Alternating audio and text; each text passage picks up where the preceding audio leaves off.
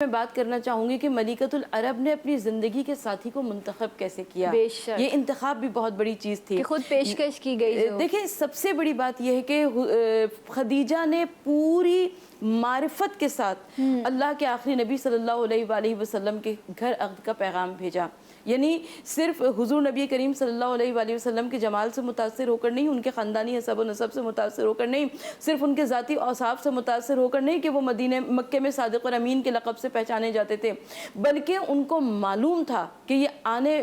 والے آخری نبی صلی اللہ علیہ وآلہ وسلم ہیں۔ روایت یہ کہتی ہے کہ جب پہلی مرتبہ ام المومنین کا سامان تجارت لے کر حضور نبی کریم صلی اللہ علیہ وآلہ وسلم تشریف لے گئے، جو کہ آپ کی زندگی کا شام کا دوسرا سفر تھا، تو خدیجۃ الکبریٰ نے اپنے غلام میسرہ کو ہمراہ کر دیا، کہا کہ میسرہ راستے میں جو کچھ دیکھتے جانا وہ آ کر مجھے ضرور بتانا۔ اچھا اب جب میسرہ ساتھ میں گئے تو واپس جب آئے تو کم از کم 4 گنا منافع ساتھ لے کر آئے، اور میسرہ کی زبان پر حضور نبی کریم صلی اللہ علیہ وآلہ وسلم کے قصیدے تھے۔ میسرہ نے بتانا شروع کیا، کہا کہ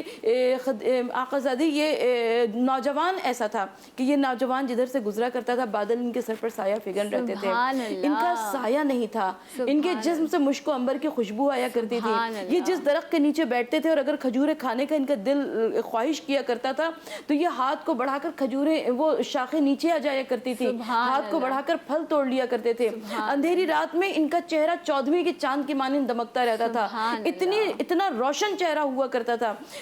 یہ تمام واقعات خدیجۃ الکبریٰ نے سنے، اور بلکہ خدیجہ یہ بھی تاریخ میں مجھے وہ واقعہ ملتا ہے کہ جب میسرہ یہ تجارتی قافلہ لے کر آنے لگے تو خدیجۃ الکبریٰ نے کہا کہ پہلے تم محمد مصطفیٰ کو بھیجنا، تم بعد میں آنا۔ اب جب اپنے بالا خانے پر خدیجۃ الکبریٰ تشریف فرما تھی اور وہاں سے اللہ کے رسول صلی اللہ علیہ وآلہ وسلم کو آتے ہوئے دیکھا تو خدیجہ نے خود اپنی نگاہوں سے دیکھا کہ محمد مصطفیٰ صلی اللہ علیہ وآلہ وسلم کے سر کے اوپر بادل سایہ فگن ہے اور ان کے ساتھ ملائکہ موجود ہیں۔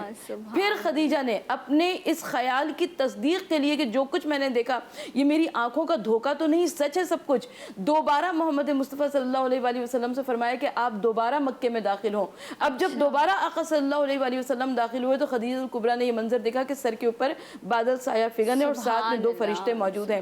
اب یہ تمام حالات و واقعات تھے کہ جس سے خدیجۃ الکبریٰ کے دل میں اس عشق و محبت کی شمع جل گئی کہ جس کی بنا پر مجبور ہو کر خدیجۃ الکبریٰ نے عقد کا پیغام بھیجا، مگر اس سے پہلے اپنے چچا زاد بھائی ورقہ بن نوفل سے مشورہ بھی کیا۔ ورقہ بن نوفل جو کہ مذہبی عیسائیت کی جانب تھے